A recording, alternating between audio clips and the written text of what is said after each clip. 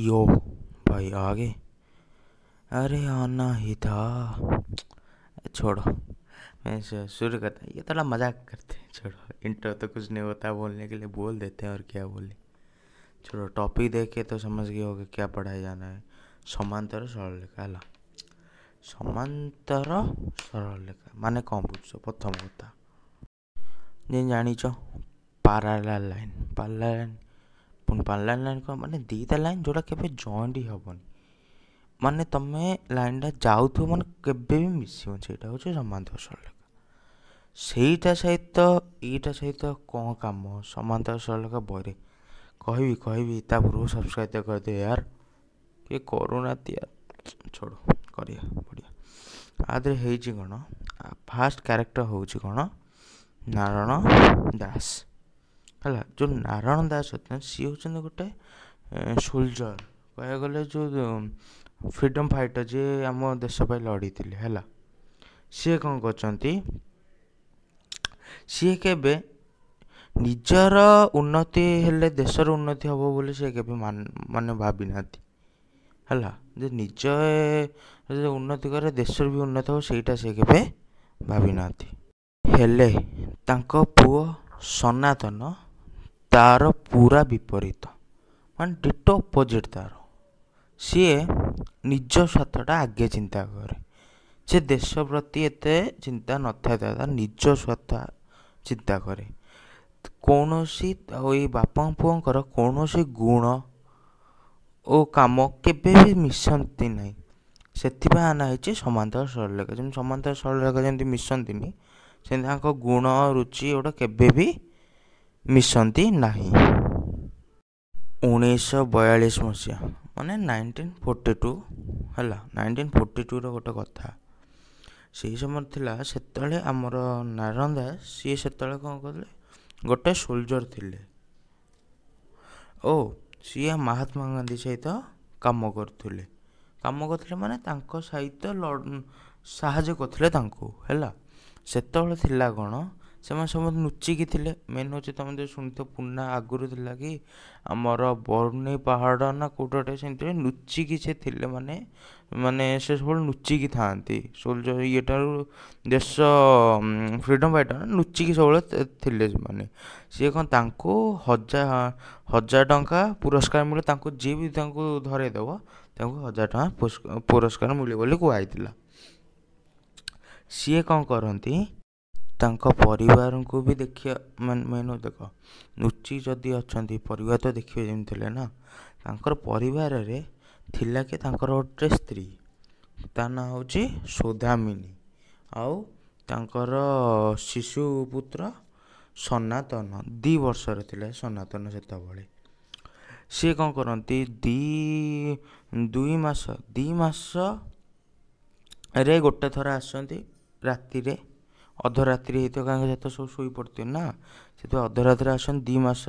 2 ମାସରେ ଗୋଟେ ଥର ଆସନ୍ତି, ଘଣ୍ଟାଟେ ନହେଲେ ଅଧଘଣ୍ଟା ପାଇଁ ଆସନ୍ତି। ସେମିତି ଭଳିଆ ଗୋଟେ ରାତ୍ରି 2 ମାସ ଧରି ସେ ଆସିଛନ୍ତି ଗୋଟେ ଥର।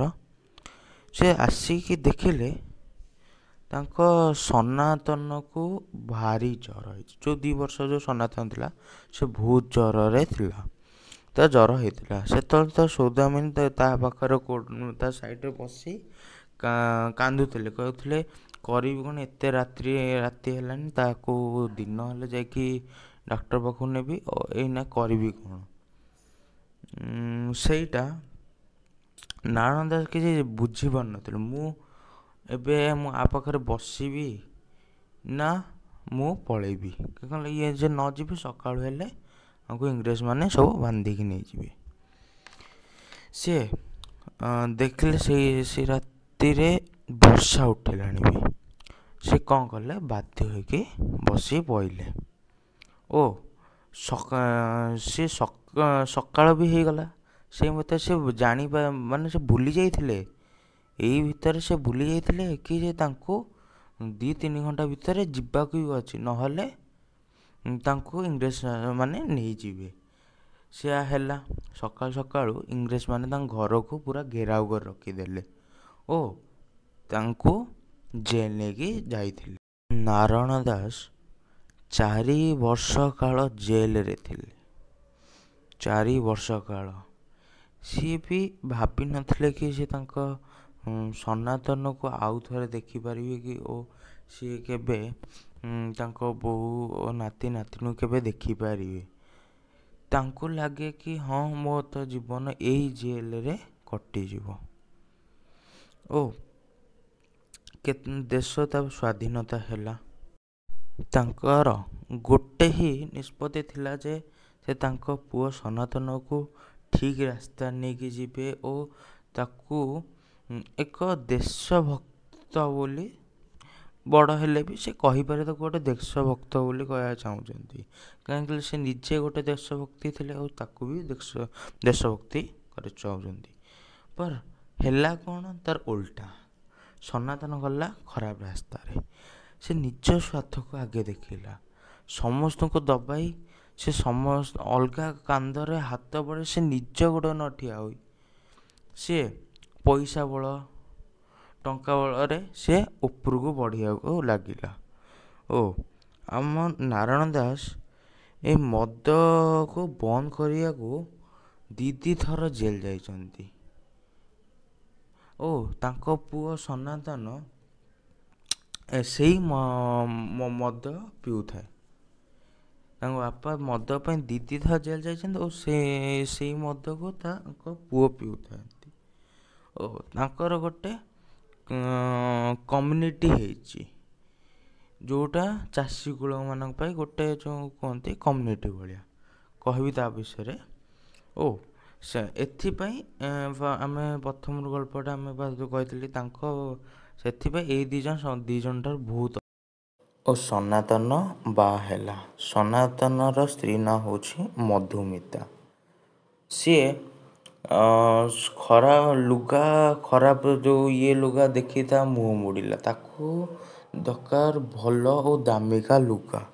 ଓ ନାରାୟଣ ଦାସଙ୍କର ଇଚ୍ଛା ଥିଲା କି ଯେ ତାଙ୍କ ନାତି ନାତୁଣୀ ମାନେ ପଢ଼ିବେ ଆମର ଗଭର୍ଣ୍ଣମେଣ୍ଟ ସ୍କୁଲରେ ପଢ଼ିବେ ବୋଲି। ହେଲେ ସିଏ ପଢ଼ିଲେ ଇଂରାଜୀ ସ୍କୁଲମାନଙ୍କରେ। ପଇସା ଅଭାବରୁ ମଧୁମିତା ଗୋଟେ ସ୍କୁଲରେ ଚାକିରି କରିଲା। ଓ ସିଏ ଏହା ଦେଖି ବହୁତ ଦୁଃଖୀ ହେଇଥିଲେ। ଓ ତାଙ୍କ ମନ ପରିବର୍ତ୍ତନ କରିବାକୁ ସେ ବହି ପଢ଼ନ୍ତି, ଖବରକାଗଜ ପଢ଼ନ୍ତି, ଗଛ ଲଗାନ୍ତି, ସୂତା କାଟନ୍ତି ଓ ବିଭିନ୍ନ ପ୍ରକାର କାମ କରନ୍ତି। ଗୋଟେ ଦିନ କ'ଣ ହେଇଛି, ତାଙ୍କ ପୁଅ ସନାତନ ଆସି କହିଲା ଆମର ଯେଉଁ ସଂଘଟା, ଯେଉଁ ସଂଘ ମାନେ କଲେ ଗୋଟେ ଗ୍ରୁପ୍ ହେଲା, ତାଙ୍କ ଗୋଟେ ମିଶିକି କେତେ ଲୋକ ସବୁ କରିଛନ୍ତି। ସେ ଲୋକମାନେ କ'ଣ ନା ଶ୍ରମିକ ମାନେ ଯେଉଁ ଚାଷୀମାନେ ସବୁ ମିଶିକି ଗୋଟେ ଗ୍ରୁପ୍ କରିଛନ୍ତି। ତା ଦେହରୁ ଗୋଟେ ଲୋକ କାମ କରିବା ଲୋକ ଚାଷୀ ନୁହେଁ, କାମ କରିବା ଲୋକ ଗୋଟେ ଯେଉଁ କୁହନ୍ତିନି ଗୋଟେ ବ୍ୟାନ୍ ଲଗାନ୍ତି, ଯେମିତି ଲୋକମାନେ ସବୁ ଥିବ ଏକା ସମସ୍ତେ ପୁରା ଏକଜୁଟ ହେଇଯାଆନ୍ତି, ଖାଇବୁନୁ ପିଇବୁନୁ, ଗୋଟେ ଆମ ନିୟମ ଆମ ଯେଉଁ କଥାକୁ ପୂରଣ କର, ନହେଲେ ଆମେ ଖାଇବୁନୁ କିଛି କରିବୁନି, ଏମିତି ଯେଉଁ କରନ୍ତି ଗୋଟେ। ସେଇଟା ହେଉଛି ଆମର ଓଡ଼ିଆରେ ଆମକୁ କୁହନ୍ତି ଅନଶନ କରିବା। ଅନଶନ କରିବା ମାନେ ଖାଇବା ପିଇବାରେ ତମେ ଗୋଟେ କଥାଟା ଆମ ପୂରଣ କର, ତାପରେ ହେବ। ସେଇଟା ଗୋଟେ ଜଣ କଥା। ସିଏ ଆସିକି ତାଙ୍କ ବାପାଙ୍କୁ କହିଲା କି ମାନେ ନାରାୟଣ ଦାସକୁ କହିଲା କି ଏମିତି ଭଳିଆ ଆମର ଗୋଟେ ସଂଘରେ ଏମିତି ଭଳିଆ କରିଛନ୍ତି ଓ ଆମେ ସରକାରକୁ 40 ଦଫା ଦାବି କରୁଛୁ, ହେଲେ ବି ସେ ତା ଦେହରୁ ଗୋଟେ ବି ଦେଖିନାହାନ୍ତି। ଯଦି ଆମେ ୟାକୁ ଯେଉଁ ଗୋଟେ ଯିଏ ଲୋକ କରିଛି ସେ ଏଇଟା ଆମେ କଥା ନ ଶୁଣିବା, ସିଏ ନହେଲେ ଆଉ ଅଲଗା ସଂଘକୁ ପଳେଇ ପାରିବ। ତାପରେ ନାରାୟଣ ଦାସ ଏଗୁଡ଼ାକୁ ବହୁତ ଚିଡ଼ନ୍ତି। କାହିଁକି କହିଲେ ଏମାନେ ଯେଉଁ କରନ୍ତି ଆଙ୍କୁ ଯଦି କିଏ କିଛି ବୁଝାବୁଝି ଦେଇଦେବ କି ହଁ କାହିଁକି ଏମିତି କିଛି କରନି, ପଇସା ଟିକେ ନେଇଯାଅ, ଆଉ ଏମିତି କିଛି ଦାବି କରନି, କିଛି ଏମିତି କହିଦେଲେ ବି ଏମାନେ ଉଠିଯିବେ। ଏମିତି ଲୋକ ଗୁଡ଼ାକୁ ନାରାୟଣ ଦାସ ବହୁତ ଚିଡ଼ନ୍ତି। ସେଥିପାଇଁ ସେ ଡାଇରେକ୍ଟ ନ କହି କଥା ବଦଳରେ ସେ କହିଲେ ମୁଁ କିଏ ଯେ କି ମନ୍ତ୍ରୀ ମୋ କଥା ଶୁଣିବ। ସିଏ ତାଙ୍କୁ କହିଥିଲେ ମନ୍ତ୍ରୀ ବି ତମ ଭଳିଆ ଗୋଟେ ସ୍ୱାଧୀନତା ସଂଗ୍ରାମୀ। ସିଏ ବି ସ୍ୱାଧୀନତା ପାଇଁ ଲଢ଼ିଥିଲେ। ସିଏ ବି ଲୋକମାନଙ୍କ ପାଇଁ ତିନିଥର 7 ବର୍ଷ ଜେଲ୍ ସେ ଯାଇଥିଲେ। ଆଉ ସେଥିପାଇଁ ଯେମିତି ହେଲେ ତମ କଥା ସେ ଶୁଣିବେ। ଏଇ କଥା ଟିକେ ଶୁଣିକି ନାରାୟଣ ଦାସ ବହୁତ ଜୋରରେ ରାଗି ଯାଇଥିଲେ। କହିଲେ କି ମୁଁ ଦେଶ ପାଇଁ ମୁଁ ଲଢ଼ିଛି, ତା'ର କିଛି ମୂଲ୍ୟ ନଥାଏ, ଆ ପାଇଁ ମୁଁ କେମିତି ମୂଲ୍ୟ ନେବି? ଆଉ ଗୋକୁଳ ଭୋଲ ସିଏ ତ ଜେଲରେ ରହି ରହି ମରିଗଲା, ତା'ର ଜୀବନ ମୂଲ୍ୟ କିଏ ଦେବ? ଏତିକି କହିଥିଲେ। ଓ ଏତେ କଥା ଶୁଣି ଆମର ସନାତନ କିଛି ଉତ୍ତର କହିପାରିନଥିଲା ଓ ସେ ପଳେଇଥିଲା। ସେ ଯେମିତି ଭଳିଆ ଚାଲିରେ ଯାଇଥିଲା, ସିଏ ଜାଣି ଦେଇଥିଲେ ନାରାୟଣ ଦାସ କି ଏଇଟା ହେଉଛି ତାଙ୍କର ଶେଷ କଥା ତାଙ୍କ ପୁଅ ସହିତ। ଆଉ କେବେ ତା ପୁଅ କଥା ହେବନି। ଆଜିକାଲି ଦୁନିଆରେ ସମସ୍ତେ ସ୍ୱାର୍ଥ ଓ ନିଜର ସୁବିଧା ପାଇଁ ସମସ୍ତେ ଥାଆନ୍ତି। ଏହି ଭିତରେ ନାରାୟଣ ଦାସ ତାଙ୍କୁ ସମସ୍ତେ ଶତ୍ରୁ ଭଳି ଲାଗନ୍ତି। ଯେମିତି ତାଙ୍କ ପୁଅ, ତାଙ୍କ ବୋଉ ସମସ୍ତଙ୍କୁ ଶତ୍ରୁ, ସାଙ୍ଗ ସମସ୍ତଙ୍କୁ ଶତ୍ରୁ ଭଳି ଲାଗନ୍ତି। ତାଙ୍କୁ କେମିତି ଏକୁଟିଆ ଲାଗେ।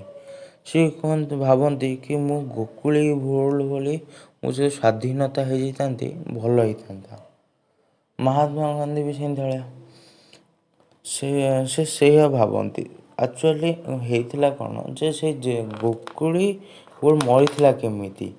ସିଏ ଆକ୍ଚୁଆଲି ମରିଥିଲା ଯେ ମେନ୍ ହେଉଛି ଜେଲରେ ସକାଳ ଓ ସଞ୍ଜ ପର୍ଯ୍ୟନ୍ତ, ସକାଳ ରାତି ପର୍ଯ୍ୟନ୍ତ ଗୋକୁଳି ଭୋଳ ସବୁବେଳେ ସକାଳୁ ଉଠୁ ଉଠୁ ସେ କହିବ ଇନକ୍ଲାବାଦ ଜିନ୍ଦାବାଦ, ଇନକ୍ଲାବାଦ ଜିନ୍ଦାବାଦ, ଏମିତି ଭଳିଆ ସବୁବେଳେ କୁହେ।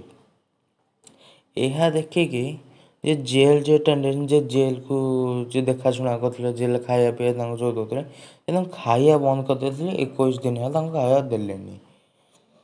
ସେ କ'ଣ କଲେ, ସେ ସେଇ 21 ଦିନ ଖାଇଲେନି, ସେଇ ଖାଇବା ବିନା ସେ ମରିଗଲେ। ହେଲେ ମରିବା ପୂର୍ବରୁ ସେ ଇନକ୍ଲାବାଦ ଜିନ୍ଦାବାଦ କହିକି ମରିଛନ୍ତି। ଏହି କଥା ଯେଉଁ ଆଗରୁ ଯେଉଁ ଥିଲେ, ସେ ଯେଉଁ 451 ଲୋକ ଯେଉଁ ଜେଲ୍ ଥିଲେ ଶୁଣିଛନ୍ତି ଶୁଣିନାହାନ୍ତି ତା'ର ଠିକ୍ ନାହିଁ। ପର ଆମର ଜେଲ୍ ଯେ ଜେଲ୍ ଯିଏ ଜଗାଜଗ କରିଥିଲେ ତା ଛାତି ଦବି ଯାଇଛି ଓ ସୁପରିଟେଣ୍ଡେଣ୍ଟ ସିଏ ବି ଦେଖିଲେ ଏଇ ଯଦି ଗୋକୁଳି ଭୋଳ ଭଳି ଯଦି ସବୁ ଯେତେଟା ଲୋକ ଯେଉଁ 451 ଲୋକ ଯଦି ଏମିତି କହି ମରିଯିବେ, ଆଙ୍କ ପାଇଁ ବହୁତ ଅସୁବିଧା ହେଇପାରେ। ସେଥିପାଇଁ ତାଙ୍କ ଗୋକୁଳି ଭୋଳ ଯେଉଁ ମରିଗଲା ସିଏ, ସେଥିପାଇଁ ତାଙ୍କୁ ସମସ୍ତଙ୍କୁ ସ୍ୱାଧୀନତା କରିଦେଲେ। ନହେଲେ ଏମିତି ଯେ କରିଥିଲେ ଅଧିକ ଅସୁବିଧା ହେଇଥାନ୍ତା। କ'ଣ ଏଇଟା କ'ଣ ଗୋକୁଳି ଭୋଳ କ'ଣ ଜାଣିପାରିଲା? ଯେତେବେଳେ ଗୋକୁଳି ଭୋଳ ସ୍ଲୋଗାନ ଦିଆହେଉଥିଲା, ସେତେବେଳେ ନାରାୟଣ ଦାସ କ'ଣ କରିଥିଲେ, ସେ ହେଉଛି ତାଙ୍କ ମୃତ୍ୟୁ କଥା ଭାବୁଥିଲେ। କହିଲେ ମୁଁ ବି ଏମିତି ଭଳିଆ ମରିଯାଇପାରେ। ଆଉ ଦେଖିବାକୁ ଗଲେ ମାନେ ସେ ଏବେ କଥା ହେଲା, ସେ ଦେଖିବାକୁ ଗଲେ ଏବେ ଲୋକମାନେ ଟିକେ ଟିକେ କଥାରେ ମାରାମାରି ହେଇଯାଉଛନ୍ତି। ଟିକେ କ'ଣ ହେଇଗଲେ କି ଛୁରୀ ଭୁଷାଭୁଷି, ଗହନେ ମରାମରି ଏମିତି ଭଳିଆ ହେଇଯାଉଛନ୍ତି। ହେଲେ ଦେଶ ପାଇଁ ଯେ ମରିବାକୁ ଆସିବ କିଏ ବି ଆଗୁଆ ହେବେନି। ଏତିକ ଭିତରୁ ତାଙ୍କ ବୋଉ ଆସିଲା, କହିଲା ବାପା ମୁଁ କୋରାପୁଟକୁ ବଦଳି ହେଇଯାଇଛି, ଟିକେ ମନ୍ତ୍ରୀକୁ କହି ମୋର ବଦଳି କରିଦିଅ। ନାରାୟଣ ଦାସ କହିଲେ କି ସରକାରୀ ଚାକିରିରେ ବଦଳିଟା ସ୍ୱାଭାବିକ କଥା କି ନର୍ମାଲ ବଦଳି ହବ, ଆଉ କୋରାପୁଟ ବି ଗୋଟେ ଭଲ ଜାଗା। ଏତିକି କହିବାରୁ ତାଙ୍କ ବୋଉ ମଧୁମିତା କହିଲା ଯେ ସ୍ୱାଧୀନତା ପାଇଁ ଯେତେ ଜଣ ଯେଉଁ ଲଢ଼ିଥିଲେ ସ୍ୱାଧୀନତା ପାଇଁ, ସେମାନେ ତ କେତେ କ'ଣ କରିକି ରୋଜଗାର କରୁଛନ୍ତି, ଆଉ ତମେ ତ ରୋଜଗାର ତ କିଛି କରୁନା, ଖାଲି ଆମକୁ ଅଟକେଇକି ରଖୁଛ, ମାନେ ତାଙ୍କୁ ମାନେ ଆମକୁ ଅଟକେଇକି ରଖୁଛ, ଆଉ ନିଜେ କିଛି କରୁନା କି ଆମକୁ ବି କିଛି କରିକି ଦଉନା। ଏତିକି କଥା ଶୁଣୁ ଶୁଣୁ ନାରାୟଣ ଦାସ ଚିଡ଼ି ଯାଇଥିଲେ। କହିଥିଲେ କ'ଣ ଦେଶ ଜଗିଥିଲି ବୋଲି କ'ଣ ତା ଲାଭ ଉଠେଇବି? ମହାତ୍ମା ଗାନ୍ଧୀ ଯେଉଁ ମରିଥିଲେ ସେ କ'ଣ ଲାଭ ଉଠେଇଥିଲେ? ଏଇ କଥାକୁ ଯେତେବେଳେ ନାରାୟଣ ଦାସ ରାଗିକି କହିଲେ ମଧୁମିତାକୁ, ସିଏ ବି ଓଲଟା ଉତ୍ତର ଦେଇ କହିଲା, ମୁଁ କୋରାପୁଟ ଯାଇପାରିବିନି, ମୋ ପିଲାଛୁଆକୁ ମୁଁ ଛାଡ଼ି ଯାଇପାରିବିନି। ଆଉ ମୁଁ ଯଦି ପଳେଇବି, ତମେ କ୍ଷୀର ଯେଉଁ ଆସୁଛି ତା ପଇସାଟା କିଏ ପୁଣି ଦେବ? ମୁଁ ଯେଉଁ ଚାକିରି ଛାଡ଼ିଦେବି ତା ପଇସାଟା ପୁଣି କିଏ ଦେବ? ନାରାୟଣ ଦାସକୁ ଡକ୍ଟର କହିଥିଲେ କି ଦିନକୁ ଗୋଟେ ଥର କ୍ଷୀର ଗ୍ଲାସ୍ ଦେବ। ସେଥିପାଇଁ ଗୋଟେ କ୍ଷୀରବାଲା 1.5 ଲିଟର କ୍ଷୀର ଆଣିକି, ବେଲାଏ କ୍ଷୀର ଆଣିକି ପ୍ରତିଦିନ ଆସିକି ଦିଏ। ହେଲେ ମଧୁମିତା ସେଇ କଥାଟାକୁ ହିଁ କହିଲା। ସେଥିପାଇଁ ନାରାୟଣ ଦାସ ତା ପରଦିନ ଠାରୁ ଆଉ କ୍ଷୀର ଆଣିବା ବନ୍ଦ କରିଦେଲେ। ସିଏ ତାପରେ ଆଉ ତାଙ୍କ ପୁଅ ଆଉ ତା ବୋହୂ ତାଙ୍କୁ କିଛି ପଚାରିଲେନି କି କ୍ଷୀର ଖାଉନା କି କାହିଁକି, କି ତାଙ୍କ ପୁଅ ସହିତ ତାଙ୍କ ପ୍ରଥମରୁ କଥାବାର୍ତ୍ତା ହେବା ବନ୍ଦ ଥିଲା। ଆଉ ଏଇ କଥା ପରେ ଆଉ ତାଙ୍କ ବୋହୂଙ୍କ ଠାରୁ ବି କଥା ବନ୍ଦ ହେଇଗଲା। ଓ ସିଏ ତାଙ୍କ ବସି ବେଳେବେଳେ ଭାବନ୍ତି, ଏ ଦୁନିଆଟାରେ ପଇସା ଯେ କମେଇଥିବ ତା'ର ମହତ ଅଧିକ। ଯିଏ ପଇସା ଯେ ନ କମି ପାରିବ ସେ ଅକ୍ଷମ ହେଇକି ବସିବ। ଓ ସେମିତି ଘରେ ଯଦି ମୁଁ ପଇସା କମେଇବି, ତା ଦେହରେ ମୋର ବହୁତ ସମ୍ମାନ ଦିଆହେବ। ਪਰ ମୁଁ ଯେ ପଇସା ନ କମେଇବି ଅଣଦେଖା କରାହୁଏ। ଆଗରୁ ଯେତେ ଦେଶପ୍ରେମୀ ମାନେ ଥିଲେ, ଏବେ ବସିକି ବହୁତ ଲକ୍ଷ ଲକ୍ଷ ଟଙ୍କା କମଉଛନ୍ତି। ଆଉ ମୁଁ ଯେଉଁ ବେଳେବେଳେ ସିଏ ବି କ୍ୱେଶ୍ଚନ୍ କରନ୍ତି ନିଜକୁ କି ମୁଁ ସେ ପ୍ରଥମେ ଦାରୋଗା ଚାକିରି କରୁଥିଲେ।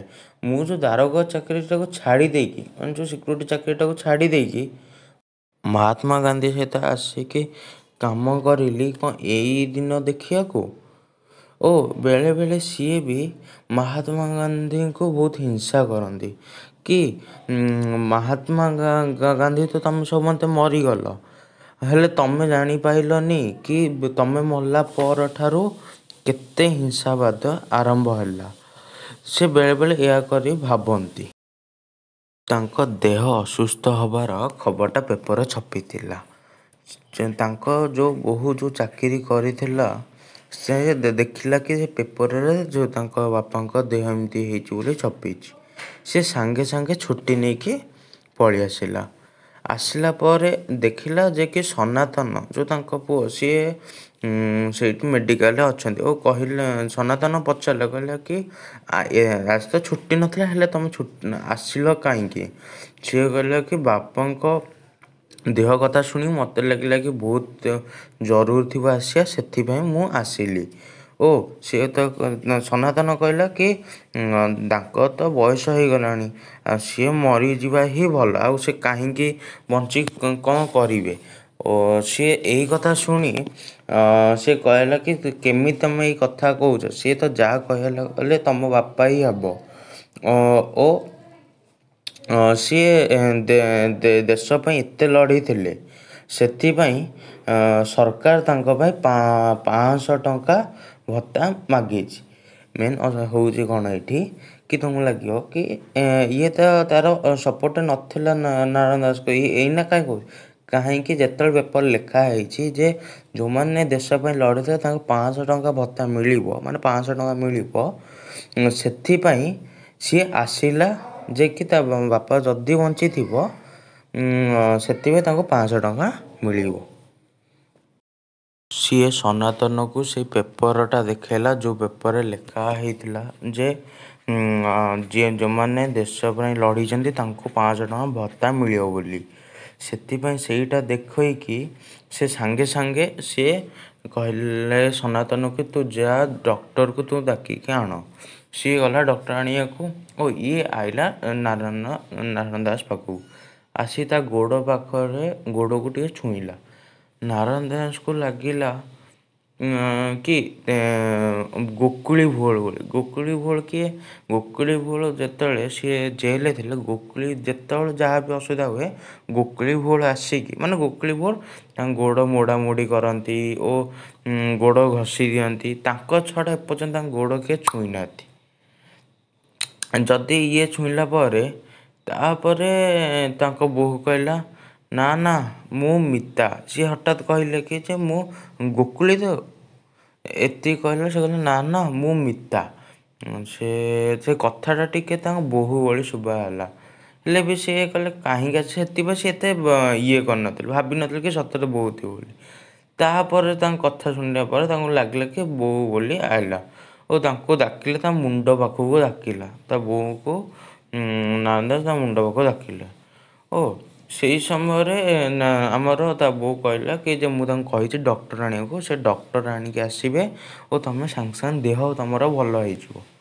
ଓ ଏଇ କଥାଟା ବି ସେ କହିଥିଲା କି ଯେ ତୁମମାନଙ୍କୁ ଭତ୍ତା 500 ଟଙ୍କା ସରକାର ତୁମକୁ ଦେବ, ତୁମେ ଦେଶ ପାଇଁ ଲଢ଼ିଥିଲ ବୋଲି ତୁମକୁ 500 ଟଙ୍କା ଭତ୍ତା ଦେବ। ଏହି କଥା ଶୁଣି ନାରାୟଣ ଦାସକୁ ଟିକେ ଛାତିରେ ଯେମିତି ଅବାଗିଆ ଭଳିଆ ଟିକେ ଲାଗିଲା, ଯେମିତି ଛାତିରେ ଟିକେ କଷ୍ଟ ହେଲା ଭଳିଆ ଲାଗିଲା। ଓ ସେ ଶେଷ ନିଶ୍ୱାସ ନେବା ପୂର୍ବରୁ ଏହି କଥା କହିଥିଲେ ଯେ ଭତ୍ତା ମିଳିଲା ଭଳିଆ ତୋ ସ୍ନେହ ବି ମୋତେ ଡେରିକୁ ମିଳିଲା। ଯେମିତି ଭତ୍ତା ଯେମିତି ମୋତେ ଡେରିକୁ ମିଳିଲା, ସେମିତି ତୋ ସ୍ନେହ ବି ମୋତେ ଡେରିକୁ ମିଳିଲା।